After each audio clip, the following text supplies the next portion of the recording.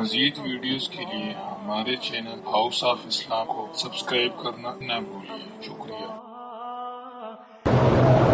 کہتے ہیں جی کہ پاکستان میں ہم دیکھتے ہیں کہ اہل حدیث اور دیوبندی لوگوں میں اختلاف ہے، اور تم ایسا کرو جس چیز میں اختلاف نہ ہو اس کو تم عمل کرنا شروع کر دو، جس میں اختلاف ہے وہ میں انشاءاللہ مٹاؤں گا، کوشش کروں گا۔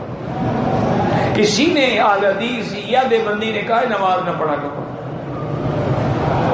تو تم نمازی تو بنو نا پہلے، اختلاف تو باقی آمین زور سے کہو یا ایسا کہو کوئی فرق نہیں پڑتا۔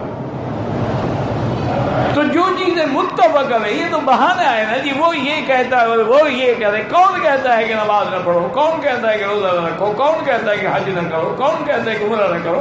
اختلاف تو فروعی چیزوں میں ہے، بعض رفع دین کرتے ہیں، بعض نہیں کرتے، بعض آمین زور سے کرتے ہیں، آہستہ کرتے ہیں، یہ تو فروعی چیزیں ہیں، ان کے اختلاف تو کچھ بھی نہیں ہے۔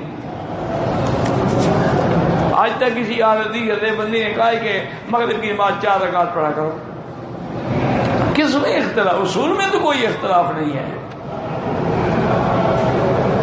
یہ لوگوں نے بنا رکھے ہیں بس۔ جو بیوی اپنے خاوند کی نافرمانی کرتی ہو دعا کرے، وہ بڑی سخت وعید ہے۔ حضور نے فرمایا اس سے 70,000 اللہ کا فرشتہ لعنت کرتا ہے۔ توبہ کرو، استغفار کرو، اور اگر بالکل تمہاری نہیں بنتی طلاق لے لو، بیوی بن کے تو نافرمانی نہ کرو نا۔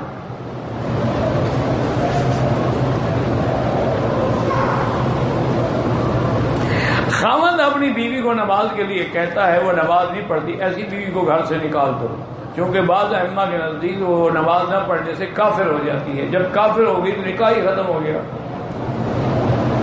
ایسی بیوی جو نماز نہ پڑھے اس کو گھر میں نہ رکھو۔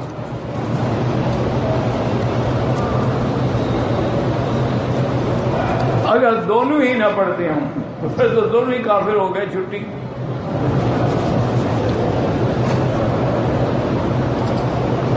عمرے کے دوران طواف کرتے ہوئے کعبہ شریف کو لپٹ کے رونا جائز نہیں ہے۔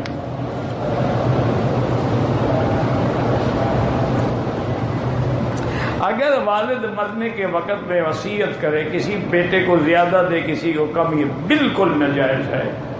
وہ جو اللہ نے حصہ مقرر کیا اس کے مطابق، شریعت کے مطابق اس کی میراث تقسیم ہوگی۔ مزید ویڈیوز کے لیے ہمارے چینل ہاؤس آف اسلام کو سبسکرائب کرنا نہ بھولیے۔ شکریہ۔